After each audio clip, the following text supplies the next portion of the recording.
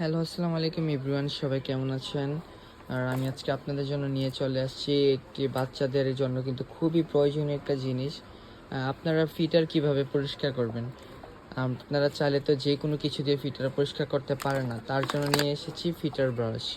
যে এই ব্রাশটা দিয়ে অতি তাড়াতাড়ি এবং কি সুন্দরভাবে কিন্তু আপনারা ফিটার পরিষ্কার করতে পারেন। আর এইটা হচ্ছে এটার যে কোয়ালিটি, আমাদের কাছে কিন্তু বিভিন্ন ধরনের কোয়ালিটি আছে, যেমন অ্যাপেল বিয়ার, এরপরে হচ্ছে অ্যাঞ্জেল, তারপর হচ্ছে স্মাইল, মানে আরও বিভিন্ন ধরনের কোয়ালিটি আছে। আর এটা দিয়ে কিন্তু আপনি চাইলে অনেক ধরনের কাজ করতে পারেন। দেখেন, এদিকে কিন্তু একটা বড় আছে, এদিকে একটা দেখলে দেখবেন যে একটা ছোট আছে, কিন্তু দুইটা কিন্তু দুইটার কাজ।